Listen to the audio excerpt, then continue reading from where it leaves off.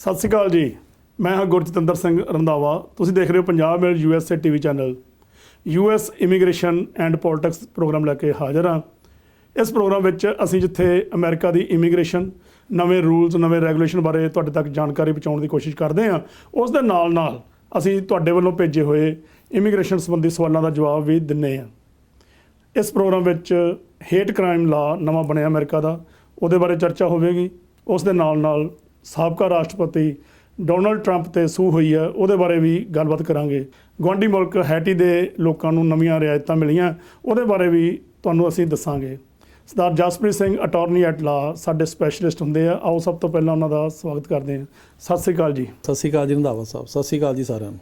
ਜਿਵੇਂ ਕਿ ਮੈਂ ਪਹਿਲਾਂ ਕੁਝ ਅਪਡੇਟਸ ਬਾਰੇ ਦੱਸਿਆ ਕਿ ਅਮਰੀਕਾ 'ਚ ਬਹੁਤ ਸਾਰੇ ਨਵੇਂ ਕਾਨੂੰਨ, ਨਵੇਂ ਅਪਡੇਟਸ ਆਉਂਦੇ ਰਹਿੰਦੇ ਆ, ਅਤੇ ਕੀ ਹੈਗਾ ਜੀ ਰੰਧਾਵਾ ਸਾਹਿਬ, ਜਿਹੜੀ ਸਾਰਿਆਂ ਤੋਂ ਪਹਿਲਾਂ ਅਪਡੇਟ ਆ ਉਹ ਆਪਾਂ ਹੇਟ ਕ੍ਰਾਈਮ ਐਕਟ ਦੀ ਗੱਲ ਕਰੀਏ। ਜੀ ਕਿ ਇੱਕ ਬਹੁਤ ਹੀ ਇੰਪੋਰਟੈਂਟ ਐਕਟ ਪਾਸ ਹੋਇਆ ਜਿਹੜਾ ਕਿ US ਕਾਂਗਰਸ ਨੇ ਕੀਤਾ। ਪਹਿਲਾਂ ਉਹ ਸੈਨੇਟ ਨੇ ਕੀਤਾ, ਹੁਣ ਹਾਊਸ ਨੇ ਕੀਤਾ, ਫਿਰ ਪ੍ਰੈਜ਼ੀਡੈਂਟ ਬਾਈਡਨ ਨੇ ਉੱਤੇ ਸਾਈਨ ਕਰਤੇ, ਉਹ ਹੁਣ ਲਾਅ ਬਣ ਗਿਆ ਜੀ। ਇਹਦਾ ਨਾਂ ਹੈਗਾ COVID-19 ਹੇਟ ਕ੍ਰਾਈਮ ਐਕਟ। ਅਤੇ ਇਹ ਜਿਹੜਾ ਐਕਟ ਹੈਗਾ 2021 ਦਾ ਐਕਟ ਹੈ। ਅਤੇ ਇਹਦੇ ਵਿੱਚ ਬੇਸਿਕਲੀ ਜਿਹੜੇ ਏਸ਼ੀਅਨਸ ਦੇ ਖਿਲਾਫ ਹੇਟ ਕ੍ਰਾਈਮ ਹੋਏ। ਜੀ ਤੁਹਾਨੂੰ ਪਤਾ ਹੀ ਆ ਕਿ ਪਿਛਲੇ ਸਾਲ ਇਹ ਸਿਲਸਿਲਾ ਸ਼ੁਰੂ ਹੋਇਆ ਕਿ ਜਿਹੜੇ ਏਸ਼ੀਅਨ ਡਿਸੈਂਟ ਦੇ ਬੰਦੇ ਨੇ, ਜਿਨ੍ਹਾਂ ਦਾ ਕਿ ਚਾਈਨੀਜ਼ ਮੂਲ ਆ ਜਾਂ ਜੈਪਨੀਜ਼ ਆ, ਉਹਨਾਂ 'ਤੇ ਲੋਕਾਂ ਨੇ ਹੇਟ ਕ੍ਰਾਈਮ ਸ਼ੁਰੂ ਕਰਤੇ। ਅਤੇ ਲੋਕਾਂ ਨੂੰ ਇਹ ਲੱਗਿਆ ਵੀ ਜਿਹੜਾ ਕੋਵਿਡ ਆਇਆ, ਕਰੋਨਾ ਵਾਇਰਸ ਆਇਆ, ਇਹਨਾਂ ਕਰਕੇ ਆਇਆ, ਜੋ ਕਿ ਸਰਾਸਰ ਗਲਤ ਸੀ। ਅਤੇ ਕਿਸੇ ਬੇਕਸੂਰ 'ਤੇ ਹਮਲਾ ਕਰਨਾ ਇਸ ਤੋਂ ਵੱਧ ਮਾੜੀ ਗੱਲ ਕੀ ਹੋ ਸਕਦੀ ਆ। ਅਤੇ ਉਦੋਂ ਹੱਦ ਹੋ ਗਈ ਜਦੋਂ ਅਟਲਾਂਟਾ ਦੇ ਵਿੱਚ 8 ਬੰਦਿਆਂ ਨੂੰ ਆਪਣੀ ਜਾਨ ਗਵਾਉਣੀ ਪਈ। ਉਹ ਅਟੈਕ ਹੋਇਆ ਅਤੇ ਉਹਦੇ ਨਾਲ 8 ਵਿਚਾਰੇ ਜਿਹੜੇ ਸੀ ਉਹ ਆਪਣੀ ਜਾਨ ਗਵਾ ਬੈਠੇ। ਅਤੇ ਉਹਨਾਂ ਨੂੰ ਸਮਰਪਿਤ ਆ ਇਹ ਬਿੱਲ। ਲੇਕਿਨ ਖਾਸੀਅਤ ਇਹ ਆ ਵੀ ਇਕੱਲਾ ਇਹ ਏਸ਼ੀਅਨਸ ਨਾਲ ਡੀਲ ਨਹੀਂ ਕਰਦਾ। ਇਹ ਹੇਟ ਕ੍ਰਾਈਮ ਜੇ ਕੋਈ ਵੀ ਹੋਵੇ, ਕਿਸੇ ਦੇ ਖਿਲਾਫ ਵੀ ਹੋਵੇ, ਉਹ ਇਹ ਕਵਰ ਕਰਦਾ ਜੀ। ਸੋ ਇਹਦੀ ਬੜੀ ਲੋੜ ਸੀ। ਇਹ ਦੇਰ ਨਾਲ ਚੁੱਕਿਆ ਸਟੈਪ ਆ, ਪਰ ਬੜੀ ਚੰਗੀ ਗੱਲ ਆ। ਬੇਸਿਕਲੀ ਇਹ ਬਿੱਲ ਇਹ ਕਹਿੰਦਾ ਕਿ not later than 7 days after the date of enactment of this act the Attorney General shall designate an officer or employee of Department of Justice whose responsibility during the applicable period shall be to facilitate the expedited review of hate crimes and reports of any such crimes to federal, state, local or tribal law enforcement agencies।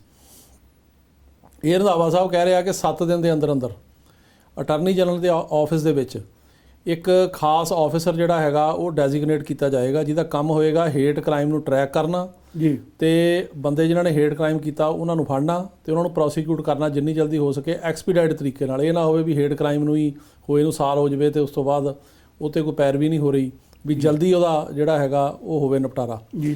ਅਤੇ basically ਇਹ ਇੱਕ attorney general ਦੇ office ਦੇ ਵਿੱਚ ਇੱਕ branch ਬਣੇਗੀ ਜਿਹੜੀ ਕਿ ਸਿਰਫ ਹੇਟ ਕ੍ਰਾਈਮ ਨਾਲ ਡੀਲ ਕਰੇਗੀ।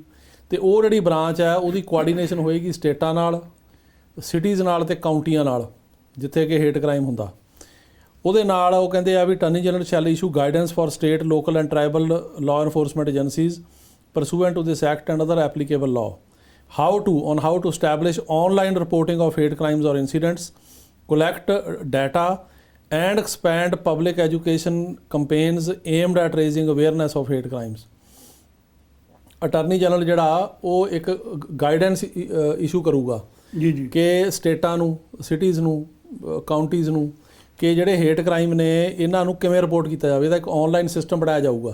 ਇਹ ਬਹੁਤ ਇੰਪੋਰਟੈਂਟ ਆ ਕਿਉਂਕਿ ਆਮ ਤੌਰ 'ਤੇ ਹੇਟ ਕ੍ਰਾਈਮ ਹੁੰਦਾ ਉਹ ਰਿਪੋਰਟ ਹੀ ਨਹੀਂ ਹੁੰਦਾ ਪਹਿਲਾਂ ਤਾਂ। ਜੇ ਰਿਪੋਰਟ ਹੋਵੇ ਤਾਂ ਜਿਹੜੀ ਲੋਕਲ ਪੁਲਿਸ ਆ ਉਹ ਕਹਿੰਦੀ ਨਹੀਂ ਜੀ ਇਹਦਾ ਹੇਟ ਕ੍ਰਾਈਮ ਹੈ ਨਹੀਂ, ਅਤੇ ਇਹਨਾਂ ਨੇ ਇੱਕ ਸਿਸਟਮ ਬਣਾਉਣਾ ਕਿ ਉਹਦੇ ਵਿੱਚ ਤੁਸੀਂ ਜੇ ਰਿਪੋਰਟ ਕਰੋ ਤਾਂ ਉਹਦੀ ਜਿਹੜੀ ਹੈਗੀ ਤੁਰੰਤ ਇਨਵੈਸਟੀਗੇਸ਼ਨ ਹੋਏਗੀ, ਅਤੇ ਜੇ ਉਹ ਹੇਟ ਕ੍ਰਾਈਮ ਹੈ ਤਾਂ ਉਹਨੂੰ ਹੇਟ ਕ੍ਰਾਈਮ ਦੇ ਵਿੱਚ ਹੀ ਪ੍ਰੋਸੀਕਿਊਟ ਕੀਤਾ ਜਾਏਗਾ। ਸੋ ਇੱਕ ਔਨਲਾਈਨ ਰਿਪੋਰਟਿੰਗ ਸਿਸਟਮ ਬਣਾਉਣਗੇ। ਉਹਦੇ ਨਾਲ ਨਾਲ ਜਿਹੜੀਆਂ ਲੋਕਲ ਗਵਰਨਮੈਂਟ ਨੇ, ਜਿਵੇਂ ਕਿ ਸਟੇਟ ਦੀ ਗਵਰਨਮੈਂਟ ਹੋ ਗਈ, ਸਟੇਟ ਪੁਲਿਸ ਹੋ ਗਈ, ਜਿਹੜੀ ਕਾਊਂਟੀ ਦੀ ਪੁਲਿਸ ਹੋ ਗਈ, ਸਿਟੀ ਦੀ ਪੁਲਿਸ ਹੋ ਗਈ, ਉਹਨਾਂ ਨਾਲ ਉਹਦੀ ਕੋਆਰਡੀਨੇਸ਼ਨ ਹੋਏਗੀ। ਅਤੇ ਉਹਦੇ ਨਾਲ ਨਾਲ ਸਾਰਾ ਡਾਟਾ ਕਲੈਕਟ ਹੋਏਗਾ ਵੀ ਕਿਹੜੀ ਕਮਿਊਨਿਟੀ ਦੇ ਖਿਲਾਫ ਕਿੰਨੇ ਹੇਟ ਕ੍ਰਾਈਮ ਹੋ ਰਹੇ ਨੇ, ਕਿਉਂ ਹੋ ਰਹੇ ਨੇ। ਉਹਦੇ ਨਾਲ ਨਾਲ ਉਹ ਇਹਦੀ ਇਹ ਵੀ ਜ਼ਿੰਮੇਵਾਰੀ ਹੋਊਗੀ ਕਿ ਪਬਲਿਕ ਐਜੂਕੇਸ਼ਨ ਕੀਤੀ ਜਾਵੇ ਲੋਕਾਂ 'ਚ, ਉਹਨਾਂ ਨੂੰ ਦੂਜੇ ਧਰਮਾਂ ਦੇ, ਦੂਜੇ ਮੁਲਕਾਂ ਦੇ ਲੋਕਾਂ ਬਾਰੇ ਦੱਸਿਆ ਜਾਵੇ ਜੀ। ਕਿਉਂਕਿ ਅਸੀਂ ਖਾਸ ਕਰਕੇ ਸਿੱਖ ਅਤੇ ਪੰਜਾਬੀ ਤੁਹਾਨੂੰ ਪਤਾ ਹੀ ਹੈ ਮਿਸਟੇਕਨ ਆਇਡੈਂਟੀਟੀ ਦਾ ਸ਼ਿਕਾਰ ਹੋਏ। ਸਤੰਬਰ 2001 ਜਿਹੜਾ ਅਟੈਕ ਹੋਇਆ ਉਸ ਤੋਂ ਬਾਅਦ ਅਸੀਂ ਜਿਹੜੇ ਆ ਉਹ ਸਿੱਖਾਂ ਨੂੰ ਟਾਰਗੇਟ ਕੀਤਾ ਗਿਆ। ਅਤੇ ਤੁਹਾਨੂੰ ਪਤਾ ਹੀ ਆ ਵੀ ਕਿੰਨਾ ਅਜੇ ਤੱਕ ਵੀ ਹੋ ਰਿਹਾ। ਆ ਪਿੱਛੇ ਖਬਰ ਆਈ ਸੀ ਕਿ ਇੱਥੇ ਕੈਲੀਫੋਰਨੀਆ ਦੇ ਵਿੱਚ 2 ਬਜ਼ੁਰਗ ਜਿਹੜੇ ਸੀ ਉਹ ਸੈਰ ਕਰਨ ਜਾ ਰਹੇ ਸੀ, ਉਹਨਾਂ 'ਤੇ ਹਮਲਾ ਹੋਇਆ ਪਿਛਲੇ ਸਾਲ। ਸੋ ਇਹ ਕੰਮ ਲਗਾਤਾਰ ਜਿਹੜਾ ਜਾਰੀ ਆ।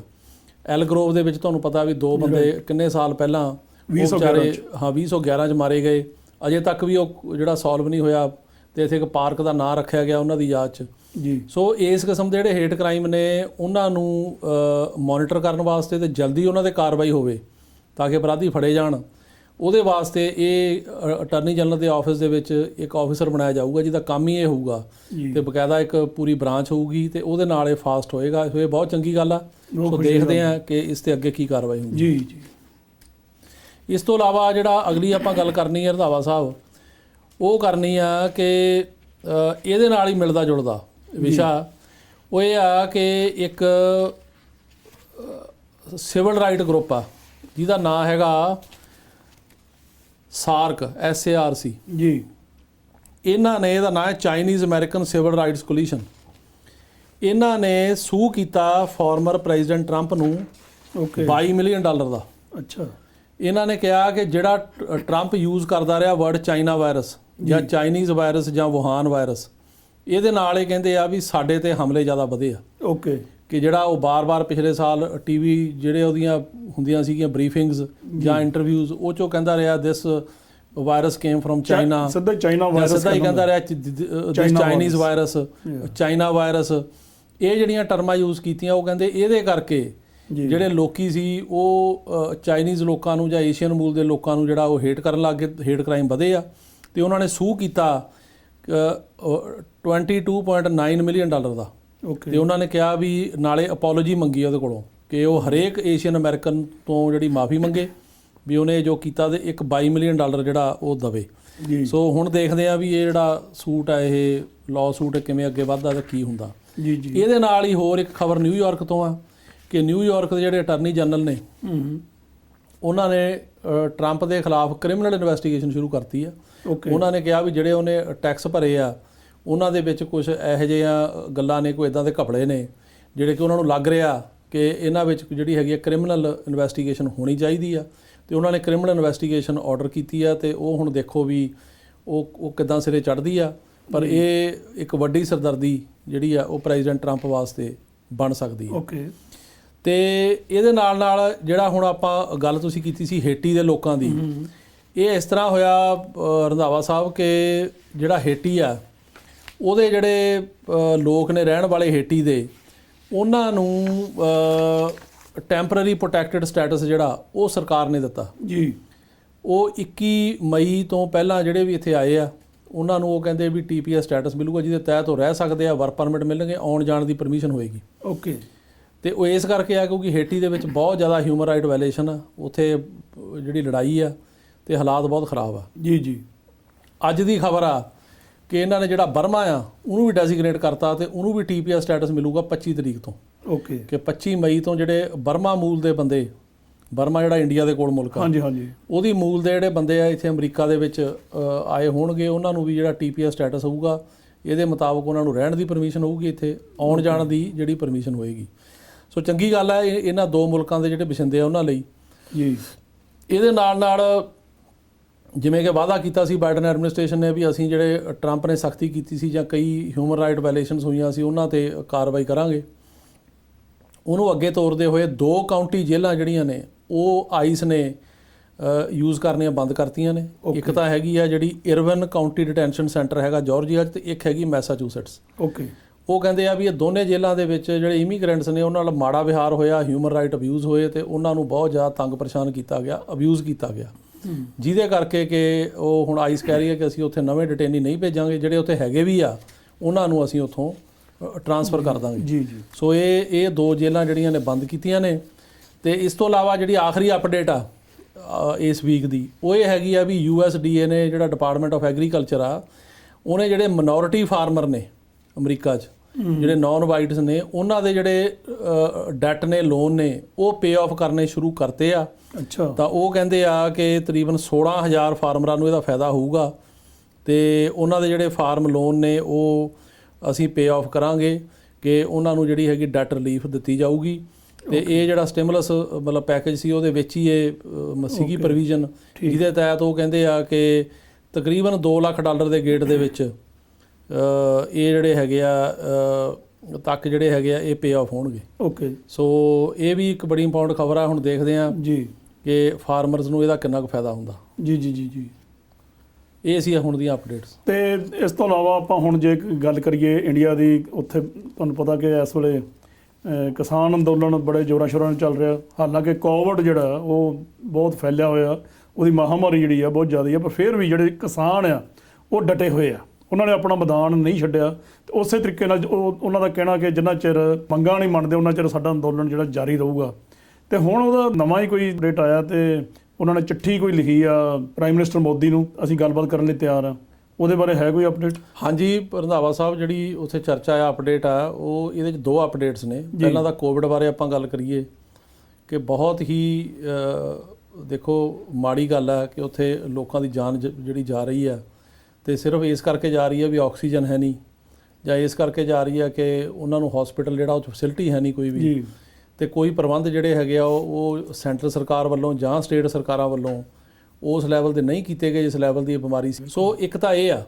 ਦੂਜਾ ਜਿਹੜਾ ਹੈਗਾ, ਆਪਾਂ ਫਾਰਮਰਸ ਦੀ ਗੱਲ ਕਰੀਏ, ਜਿਹੜੀ ਹੁਣ ਫਾਰਮਰ ਐਜੀਟੇਸ਼ਨ ਚੱਲ ਰਹੀ ਆ, ਤੇ ਇਹ ਤੁਸੀਂ ਦੇਖੋ ਵੀ ਉਹਨੂੰ ਚੱਲਦੀ ਨੂੰ 6 ਮਹੀਨੇ ਹੋ ਜਾਣੇ 26 ਤਰੀਕ ਨੂੰ। ਜੀ ਬਿਲਕੁਲ। ਇਹਦੇ ਦੌਰਾਨ ਦੇਖੋ ਕੋਵਿਡ ਵੀ ਆਇਆ, ਹੁਣ ਕਿੰਨਾ ਬੁਰਾ ਹਾਲ ਆ, ਤੇ ਪਹਿਲਾਂ ਵੀ ਤੁਸੀਂ ਦੇਖੋ ਵੀ ਕੀ ਕੁਝ ਉੱਥੇ ਹੋਇਆ।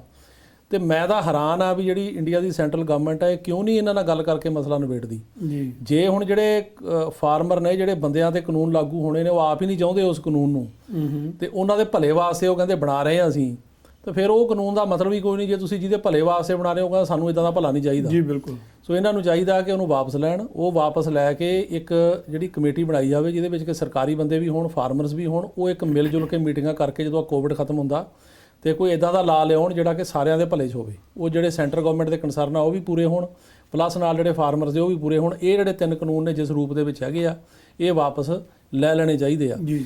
ਤੇ ਇਹਦੇ ਬਾਰੇ ਹੁਣ ਜਿਹੜੀ ਖਬਰ ਆਈ ਆ ਕਿ ਇੱਕ ਚਿੱਠੀ ਲਿਖੀ ਗਈ ਆ, ਉਹ 'ਤੇ ਵੀ ਵਾਦ ਵਿਵਾਦ ਆ। ਹੁਣ ਕਈ ਲੀਡਰਾਂ ਨੇ ਜਿਹੜੇ ਹੈਗੇ ਆ, ਫਾਰਮਰ ਲੀਡਰ ਨੇ ਕਿਹਾ ਵੀ ਸਾਨੂੰ ਪੁੱਛਿਆ ਹੀ ਨਹੀਂ ਗਿਆ ਚਿੱਠੀ ਲਿਖਣ ਤੋਂ ਪਹਿਲਾਂ। ਓਕੇ। ਤੇ ਗੱਲਬਾਤ ਨਿਕਲ ਕੇ ਇਹ ਆ ਰਹੀ ਆ ਕਿ ਸੈਂਟਰਲ ਗਵਰਨਮੈਂਟ ਦੇ ਕੁਝ ਵਿੱਚੋਂ ਜਿਹੜੇ ਹੈਗੇ ਆ ਖੇਮੇ, ਉਹ ਗੱਲ ਕਰਨੀ ਚਾਹੁੰਦੇ ਆ। ਓਕੇ। ਤੇ ਉਹਨਾਂ ਨੇ ਇਹ ਜਿਹੜੀ ਹੈਗੀ ਆ ਉਹ ਇੰਟਰਸਟਿਡ ਨੇ ਕਿ ਅਸੀਂ ਗੱਲਬਾਤ ਕਰਕੇ ਇਹਨੂੰ ਮੁਕਾਈਏ। ਉਹਦਾ ਕਾਰਨ ਹੈ ਯੂਪੀ ਦੀ ਇਲੈਕਸ਼ਨ। ਜੀ। ਹੁਣ ਜਿਵੇਂ ਤੁਹਾਨੂੰ ਪਤਾ ਹੀ ਆ ਕਿ ਵੈਸਟ ਬੰਗਾਲ ਦੇ ਵਿੱਚ ਬੜੀ ਉਮੀਦ ਸੀਗੀ ਬਿਲਕੁਲ ਕਿ ਇਲੈਕਸ਼ਨ ਜਿੱਤਾਂਗੇ ਬੀਜੇਪੀ ਨੂੰ, ਪਰ ਉਹ ਨਹੀਂ ਜਿੱਤ ਸਕੇ। ਤੇ ਲੇਕਿਨ ਠੀਕ ਆ, ਵਿਰੋਧੀ ਧਿਰ ਬਣ ਗਏ ਪਰ ਇਲੈਕਸ਼ਨ ਨਹੀਂ ਜਿੱਤ ਸਕੇ। ਇਦਾਂ ਹੀ ਹੁਣ ਗਾਂ ਆ ਰਹੀ ਹੈ ਯੂਪੀ ਦੀ ਇਲੈਕਸ਼ਨ। ਯੂਪੀ ਦੀ ਇਲੈਕਸ਼ਨ ਬੜੀ ਕਰੂਸ਼ਲ ਹੈ ਇਹਨਾਂ ਲਈ, ਤੇ ਪੰਜਾਬ ਦੀ ਵੀ ਆ ਰਹੀ ਆ, ਪਰ ਉਹ ਜ਼ਿਆਦਾ ਯੂਪੀ ਨੂੰ ਇੰਪੋਰਟੈਂਟ ਸਮਝਦੇ ਆ। ਤੇ ਜੇ ਜਿਹੜੀ ਯੂਪੀ ਦੀ ਇਲੈਕਸ਼ਨ ਆ ਉਹਦੇ ਵਿੱਚ ਉਹ ਹਾਰ ਜਾਂਦੇ ਆ ਜੀ, ਤਾਂ ਉਹਨਾਂ ਵਾਸਤੇ ਇਹ ਬਹੁਤ ਹੀ ਜ਼ਿਆਦਾ ਨਮੋਸ਼ੀ ਵਾਲੀ ਗੱਲ ਹੋਏਗੀ। ਸੋ ਯੂਪੀ ਦੀ ਇਲੈਕਸ਼ਨ ਨੂੰ ਬਚਾਉਣ ਲਈ ਇਹ ਕੋਸ਼ਿਸ਼ ਬੀਜੇਪੀ ਦੇ ਅੰਦਰੋਂ ਚੱਲ ਰਹੀ ਆ, ਮਤਲਬ ਸਰਟਨ ਲੀਡਰਸ ਵੱਲੋਂ, ਜਾਂ ਜਿਹੜੇ ਕਿਉਂਕਿ ਹਰੇਕ ਪਾਰਟੀ ਦੇ ਵਿੱਚ ਅਲੱਗ-ਅਲੱਗ ਧੜੇ ਹੁੰਦੇ ਆ, ਲੌਬੀਜ਼ ਹੁੰਦੀਆਂ ਨੇ। ਜੀ ਜੀ। ਇੱਕ ਲੌਬੀ ਜਿਹੜੀ ਆ ਉਹ ਇਹ ਕੋਸ਼ਿਸ਼ ਕਰ ਰਹੀ ਆ ਵੀ ਉਹਦੇ ਕਰਕੇ ਇਹਨਾਂ ਦਾ ਜਿਹੜਾ ਮਸਲਾ ਪਹਿਲਾਂ ਹੱਲ ਕਰੋ, ਕਿਉਂਕਿ ਜਿੰਨੀ ਦੇਰ ਇਹ ਨਹੀਂ ਹੱਲ ਹੁੰਦਾ ਉਨੀ ਦੇਰ ਤਾਂ ਤੁਹਾਨੂੰ ਪਤਾ ਹੀ ਆ ਹਰਿਆਣੇ 'ਚ ਕੀ ਹਾਲ ਆ। ਜੀ ਜੀ। ਵੀ ਹਰਿਆਣਾ, ਯੂਪੀ, ਇਹ ਸਾਰਾ ਜਿਹੜਾ ਹੈਗਾ, ਰਾਜਸਥਾਨ, ਇਹ 'ਤੇ ਇਹਦਾ ਬੜਾ ਇਫੈਕਟ ਪੈ ਰਿਹਾ। ਪੰਜਾਬ 'ਚ ਤਾਂ ਹੈ ਹੀ। ਤੇ ਇਹ ਮਤਲਬ ਗੱਲਬਾਤ ਕਰਕੇ ਨਿਬੇੜੋ, ਤੇ ਹੋ ਸਕਦਾ ਇਹ ਜਿਹੜੀ ਪਹਿਲ ਕਦਮੀ ਆ ਉਹਦੇ ਵੱਲ ਇੱਕ ਸੰਕੇਤ ਹੋਵੇ। ਜੀ ਜੀ। ਤੇ ਹੁਣ ਆਉਣ ਵਾਲੇ ਦਿਨਾਂ 'ਚ ਦੇਖਾਂਗੇ ਕਿ ਕੀ ਉਹ ਜਿਹੜੀ ਲੌਬੀ ਆ ਉਹ ਆਪਣੇ ਕੰਮ 'ਚ ਕਾਮਯਾਬ ਹੁੰਦੀ ਆ ਕਿ ਨਹੀਂ ਹੁੰਦੀ, ਕਿ ਜਿਹੜੀ ਉਹ ਲੌਬੀ ਜਿਹੜੀ ਕਹਿ ਰਹੀ ਆ ਨਹੀਂ ਸਮਝੌਤਾ ਕਰਨਾ, ਇਦਾਂ ਹੀ ਚੱਲਦਾ ਰਹੇ, ਉਹ ਕਾਮਯਾਬ ਹੁੰਦੀ ਆ। ਸੋ ਇਹ ਹੁਣ ਸਮਾਂ ਹੀ ਦੱਸੇਗਾ, ਪਰ ਸਮੇਂ ਦੀ ਮੰਗ ਇਹ ਆ ਵੀ ਜਿੱਦਾਂ ਦੇ ਹਾਲਾਤ ਉੱਥੇ ਚੱਲ ਰਹੇ ਆ, ਇਹ ਸਰਕਾਰ ਨੂੰ ਚਾਹੀਦਾ ਵੀ ਕਿਸਾਨ ਵੀ ਦੇਖੋ ਆਪਣੇ ਦੇਸ਼ ਦੇ ਵਸਿੰਦੇ ਨੇ, ਇਹਨਾਂ ਦੇ ਸਿਰ ਤੇ ਹੀ ਜਿਹੜਾ ਸਾਰਾ ਜਿਹੜਾ ਦੇਸ਼ ਆ ਉਹਦੀ ਜਿਹੜੀ ਸਾਰੀ ਆਰਥਿਕਤਾ ਟਿਕੀ ਆ, ਕਿਉਂਕਿ ਇੰਡੀਆ ਇੱਕ ਐਗਰੀਕਲਚਰ ਕੰਟਰੀ ਆ। ਤੇ ਇੰਨਾ ਜ਼ਿਆਦਾ ਜਿਹੜਾ ਫੂਡ ਆ, ਦੇਖੋ ਹੁਣ ਇੱਕ ਬੰਦੇ ਨੂੰ ਜਿਵੇਂ ਉਹ ਕਹਿੰਦੇ ਆ ਕਿ ਡਾਕਟਰ ਦੀ ਜਾਂ ਵਕੀਲ ਦੀ ਜਾਂ ਕਿਸੇ ਹੋਰ ਦੀ ਲੋੜ ਤਾਂ ਜ਼ਿੰਦਗੀ 'ਚ 1 ਵਾਰੀ 2 ਵਾਰੀ ਜਾਂ 4 ਵਾਰੀ ਪੈਂਦੀ ਆ, ਤੇ ਲੇਕਿਨ ਕਿਸਾਨ ਦੀ ਲੋੜ ਤਾਂ ਹਰ ਰੋਜ਼ ਪੈਂਦੀ ਆ, 3 ਟਾਈਮ। ਜਿਹੜੀ ਆਪਾਂ 3 ਟਾਈਮ ਰੋਟੀ ਖਾਂਦੇ ਆ ਉਹ ਮਤਲਬ ਕਿਸਾਨਾਂ ਤੋਂ ਹੀ ਆਉਂਦੀ ਆ। ਸੋ ਰੰਧਾਵਾ ਸਾਹਿਬ ਜਿਹੜੇ ਕਿਸਾਨ ਨੇ, ਇਹਨਾਂ ਦੇ ਸਤਿਕਾਰ ਦੇ ਵਿੱਚ ਜਿਨ੍ਹਾਂ ਨੇ ਕਿ ਇੰਨੀ ਮਿਹਨਤ ਕਰਦੇ ਨੇ, ਇਹ ਹੋਣਾ ਚਾਹੀਦਾ ਵੀ ਇਹ ਮਸਲਾ ਨਿਬੜਨਾ ਚਾਹੀਦਾ। ਬਹੁਤ ਬਹੁਤ ਧੰਨਵਾਦ ਉਸਤਾਦ ਜਸਪ੍ਰੀਤ ਸਿੰਘ ਜੀ, ਤੁਸੀਂ ਅੱਜ ਬਹੁਤ ਵਧੀਆ ਜਾਣਕਾਰੀ ਦਿੱਤੀ ਹੈ, ਜਿੱਥੇ ਕਿ ਹੇਟ ਕ੍ਰਾਈਮ ਲਾਅ ਬਾਰੇ ਸਾਨੂੰ ਜਾਣਕਾਰੀ ਮਿਲੀ ਆ। ਉਸ ਦੇ ਨਾਲ ਨਾਲ ਸਾਬਕਾ ਰਾਸ਼ਟਰਪਤੀ ਡੋਨਲਡ ਟਰੰਪ ਦੇ ਸੂ ਹੋ ਰਹੀ ਹੈ, ਉਹਦੇ ਬਾਰੇ ਵੀ ਤੁਸੀਂ ਦੱਸਿਆ, ਤੇ ਨਾਲ ਹੀ ਤੁਸੀਂ ਦੱਸਿਆ ਕਿ ਗੁਆਂਢੀ ਮੁਲਕ ਜਿਹੜਾ ਹੈਟੀ ਹੈ ਉਹਦੇ ਲੋਕਾਂ ਨੂੰ ਕੋਈ ਨਵੀਆਂ ਰਾਹਤ ਮਿਲੀ ਆ, ਉਹਦੇ ਬਾਰੇ ਵੀ ਸਾਨੂੰ ਜਾਣਕਾਰੀ ਮਿਲੀ ਆ। ਇਸ ਦੇ ਨਾਲ ਨਾਲ ਅਸੀਂ ਹੁਣ ਆਪਣੇ ਦਰਸ਼ਕਾਂ ਨੂੰ ਦੱਸ ਦੇਣਾ ਚਾਹੁੰਦੇ ਹਾਂ ਕਿ ਦੂਜੇ ਭਾਗ ਵਿੱਚ ਅਸੀਂ ਇਮੀਗ੍ਰੇਸ਼ਨ ਸੰਬੰਧੀ ਸਵਾਲ ਜਿਹੜੇ ਕਿ ਤੁਹਾਡੇ ਵੱਲੋਂ ਪੁੱਛੇ ਗਏ ਆ ਉਹਨਾਂ ਦੇ ਜਵਾਬ Jaspreet Singh attorney at law ਤੋਂ ਲੈ ਕੇ ਤੁਹਾਡੇ ਤੱਕ ਪਹੁੰਚਾਵਾਂਗੇ। ਇਹ ਸਵਾਲ ਤੁਸੀਂ ਸਾਡੇ YouTube ਚੈਨਲ, ਟੀਵੀ ਦੇ ਨਾਲ ਨਾਲ YouTube ਚੈਨਲ ਵੀ ਆ, ਉਸ ਵਿੱਚ ਤੁਸੀਂ ਆਪਣਾ ਸਵਾਲ ਪੁੱਛ ਸਕਦੇ ਹੋ। ਪਰ ਸਵਾਲ ਇਹ ਆ ਕਿ ਉਹ ਇਮੀਗ੍ਰੇਸ਼ਨ ਸੰਬੰਧੀ ਹੋਵੇ। ਸਾਡਾ YouTube ਚੈਨਲ ਦਾ ਨਾਮ ਵੀ ਪੰਜਾਬ ਮੇਲ USA ਹੀ ਹੈ। ਉਸ ਨੂੰ ਸਬਸਕ੍ਰਾਈਬ ਕਰੋ ਅਤੇ ਉਸ ਦੇ ਨਾਲ ਨਾਲ ਉਸ ਦਾ ਬੈਲ ਆਈਕਨ ਵੀ ਦਬਾਓ ਤਾਂ ਕਿ ਆਉਣ ਵਾਲੇ ਸਮੇਂ ਵਿੱਚ ਤੁਹਾਨੂੰ ਜਾਣਕਾਰੀ ਮਿਲਦੀ ਰਹੇ। ਮਿਲਦੇ ਹਾਂ ਛੋਟੇ ਜਿਹੇ ਬ੍ਰੇਕ ਤੋਂ ਬਾਅਦ। ਉਸ ਤੋਂ ਬਾਅਦ ਹਾਜ਼ਰ ਹੋਵਾਂਗੇ ਤੁਹਾਡੇ ਇਮੀਗ੍ਰੇਸ਼ਨ ਸੰਬੰਧੀ ਸਵਾਲਾਂ ਦੇ ਜਵਾਬ ਦੇਣ ਲਈ। Jaspreet Singh, attorney at law, New York and California. Immigration, deportation, defense, appeals, family law ਅਤੇ bankruptcy ਲਈ ਸੰਪਰਕ ਕਰੋ। More than 17 years of legal experience. Jaspreet Singh, attorney at law. ਸਵਾਗਤ ਹੈ ਜੀ US ਇਮੀਗ੍ਰੇਸ਼ਨ ਐਂਡ ਪੋਲਿਟਿਕਸ ਦੇ ਦੂਜੇ ਭਾਗ ਵਿੱਚ। ਇਸ ਵਿੱਚ ਅਸੀਂ ਤੁਹਾਡੇ ਵੱਲੋਂ ਪੁੱਛੇ ਇਮੀਗ੍ਰੇਸ਼ਨ ਸੰਬੰਧੀ ਸਵਾਲਾਂ ਦੇ ਜਵਾਬ ਦਿੰਦੇ ਆ। ਇਹ ਜਿਹੜੇ ਸਵਾਲ ਹੁੰਦੇ ਆ ਉਹ ਤੁਸੀਂ ਸਾਡੇ YouTube ਚੈਨਲ ਦੇ ਉੱਤੇ ਹੀ ਲਿਖ ਸਕਦੇ ਹੋ। ਉੱਥੇ ਤੁਸੀਂ ਇਮੀਗ੍ਰੇਸ਼ਨ ਸੰਬੰਧੀ ਕੋਈ ਵੀ ਸਵਾਲ ਆ ਸਾਨੂੰ ਪੁੱਛੋ। ਸਾਡਾ YouTube ਚੈਨਲ ਦਾ ਨਾਮ ਵੀ ਪੰਜਾਬ ਮੇਲ USA ਆ। ਉਸ ਨੂੰ ਸਬਸਕ੍ਰਾਈਬ ਕਰੋ ਅਤੇ ਉਸ ਦਾ ਬੈਲ ਆਈਕਨ ਦਬਾਓ। ਅੱਜ ਜਿਹੜੇ YouTube ਚੈਨਲ 'ਤੇ ਤੁਸੀਂ ਸਾਡੇ ਕੋਲ ਸਵਾਲ ਪੁੱਛੇ ਸੀ ਉਹ ਬਹੁਤ ਜ਼ਿਆਦਾ ਸੀ, ਪਰ ਉਹਨਾਂ 'ਚੋਂ ਕੁਝ ਸਿਲੈਕਟਡ ਸਵਾਲ ਜਿਹੜੇ ਕਾਮਨ ਸਵਾਲ ਸੀਗੇ, ਬਹੁਤ ਸਾਰੇ ਦਰਸ਼ਕਾਂ ਨੇ ਜਾਂ ਸਾਡੇ ਆਡੀਅנס ਨੇ ਉਹੀ ਸਵਾਲ ਪੁੱਛੇ ਹੁੰਦੇ, ਜੋ ਇੱਕ ਨੇ ਪੁੱਛਿਆ ਉਹੀ ਦੂਜੇ ਨੇ ਪੁੱਛਿਆ ਹੁੰਦਾ। ਅਤੇ ਅਸੀਂ ਕੋਸ਼ਿਸ਼ ਕਰਦੇ ਹਾਂ ਕਿ ਵੱਧ ਤੋਂ ਵੱਧ ਜਿਹੜੀ ਆ ਉਹ ਇਹਦੀ ਕਵਰੇਜ ਹੋ ਸਕੇ। ਸਰਦਾਰ ਜਸਪ੍ਰੀਤ ਸਿੰਘ ਜੀ, ਪਹਿਲਾ ਸਵਾਲ ਸਾਡੇ ਕੋਲ ਜਿਹੜਾ ਸਾਡੇ ਦਰਸ਼ਕ ਨੇ ਲਿਖਿਆ ਕਿ ਅਸੀਂ ਅਮਰੀਕਾ 'ਚ ਟੂਰਿਸਟ ਵੀਜ਼ੇ 'ਤੇ ਆਏ ਸੀ, ਕੋਵਿਡ ਕਰਕੇ ਵਾਪਸ ਨਹੀਂ ਗਏ ਅਤੇ ਹੁਣ 6 ਮਹੀਨੇ ਤੋਂ ਵੱਧ ਸਮਾਂ ਹੋ ਗਿਆ ਅਤੇ ਹੁਣ ਕੀ ਕੀਤਾ ਜਾ ਸਕਦਾ?